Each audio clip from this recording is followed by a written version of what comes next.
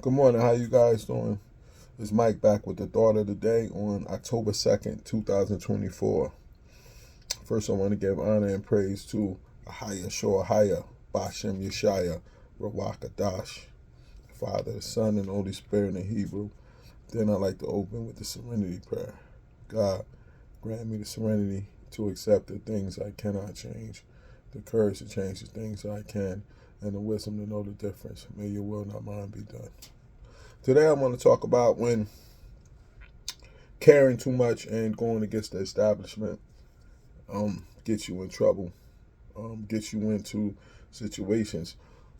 Mm, I I know for myself, many people look at me sometimes as being a controversial person, um, especially where I'm from, being opinionated, being loud sometimes, and I admit to all of those things. But 90% of the time, it's because me speaking out against things that I feel are unjust or people getting treated wrong, especially kids or adults that just don't know what's right or don't know what they should be getting. You know what I'm saying? And this type of behavior started when I was young, when I attended Galilee Baptist Church. And this is not taking shots at anybody. You understand? I'm just speaking my experience of things that happened from my eyes. And you know what I'm saying? Some people can agree, some people may not agree, and that's cool too. So back to the story. So when I was attending church, I knew early on that what we were being taught wasn't right. I could just tell by the lessons they was teaching us because it didn't line up with what was said in the book. I knew early on as a teenager it was a lot of fornication and adultery going on. I knew that it was money, like money was getting stolen. You could just tell who was living certain ways and who wasn't. And they could never tell me why us as black people were living in ghettos and all around the country and why we were treated different. And I just wanted to ask that questions. You know what I'm saying? I knew something was wrong. So I used to speak out about what was wrong. Then KRS One came out with why is that, and then if it solidified everything that I was thinking about this whole thing that we're being taught can't be right. And that was my first time getting ridiculed for speaking out about things that I knew that was wrong and that I knew people were getting taken advantage of in terms of people taking our money so they could live better and things of that nature. And people didn't like the fact that I spoke out against that, but in my heart I just knew it just wasn't right, and I just couldn't stomach it not saying nothing about it. Later on in life, once I got to to college and stuff, one of my friends, Squirrel, introduced me to North Jersey basketball. Then I saw there was a whole new flavor of basketball. So once I graduated and I came back home and I started working at school base, I wanted to implement some of the things that I seen into the basketball from where I was from. You know what I'm saying? So I didn't go against the grain at first. I actually got down with them. I went and sat on the bench. Coach Morrison was coaching at the time, and tried to implement some things off during the off season to help with what was going on. And it was just always some kind of conflict, always some kind of resistance to the things that we had planned out. You know what I'm saying? He wasn't as bad per se.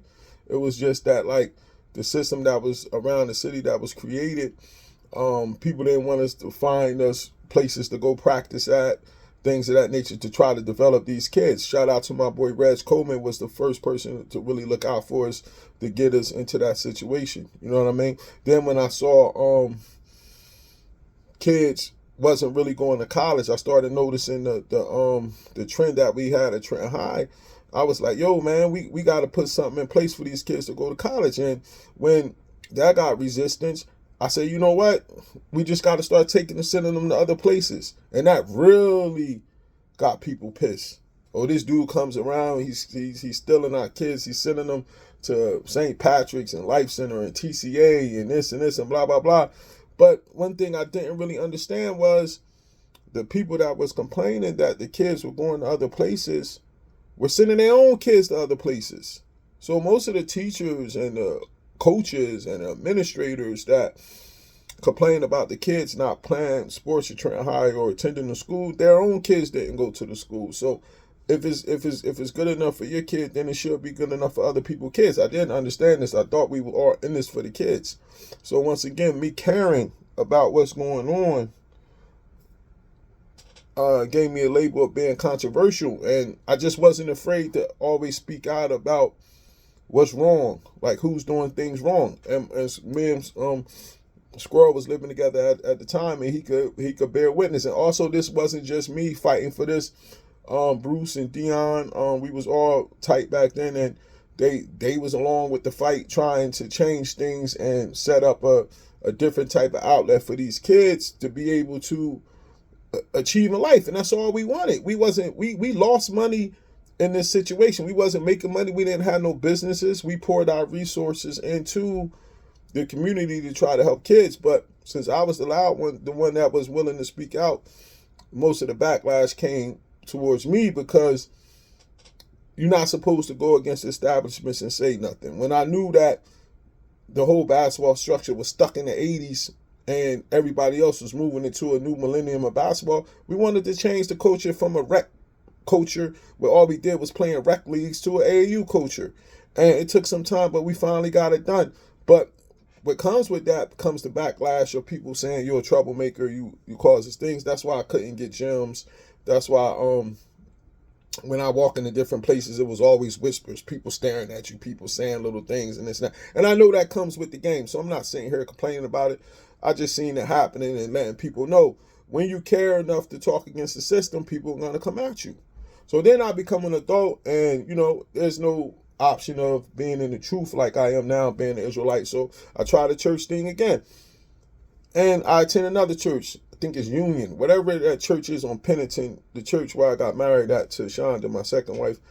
And that joint was crazy. You know what I'm saying? We had one of the craziest things happen was we were supposed to have premarital counseling. So I'm thinking like, I wonder how this dude gonna do it, how many sessions we gonna have. I'm thinking we gonna have about 4 or 5 sessions, and this dude is gonna really try to help us with our marriage and this and blah, blah, blah. And once again, this is not taking no shot. I'm just calling a spade what actually happened. So we show up to the marriage counseling. It's like 3 or 4 other couples in this room with us, and I'm like, what's going on? The guy talked to us for about 45 minutes and then gave us some dittos and said, call me if y'all have any problems. That was the marriage counseling. So I'm like, this is crazy. Like, what's going on? Like, so then when you look back at it and you see the gimmicks and everything that's going on and you start speaking out about it, you're the villain and you're the person that's causing the problems. You got the issues going on. You the person that's causing the problems. You know what I mean? And then my final thing, once I got sober, I tried to go to a church one more time. And this one, when I went out to Ewing to the Kingdom Church, and I was sitting in there, and from walking in there, I just knew this can't be right. Because now I'm sober, my spirit is ready to go. And I'm like, this is a show. And I'm seeing all of this stuff going on and some of the things that the dude is saying. And I'm like, this can't be real. Like, it's so sad that this show is being put on to rob our people of their money and their time and to play with their emotions, but they're never getting taught the word of God. They're never getting taught about Ishaya. They're never getting taught who they are. They never being told that they the children of Israel. They never being told why we live the way we live and the things that we go through. You know what I'm saying? They never being taught that. They never being taught why slavery existed and why and what do we got to do to get from under the curses. None of this stuff is being taught. You know what I'm saying? And I remember one thing the guy said. He said, somebody asked him about eating pork and about it in the Bible. And he said, it's okay for us to eat pork now. That's why we got doctors. So when you get sick, the Most High, God made it doctors to be able to help you once you get sick. And I'm thinking about the logic of this thing. And I'm like, we just saying whatever at this point, man. Like anything to put a smile on people's faces and to keep them and to keep that bread coming in. You know what I'm saying? And I'm sorry that I'm the type of person that I got to speak out against things when I see that it's the injustice of things that's going on.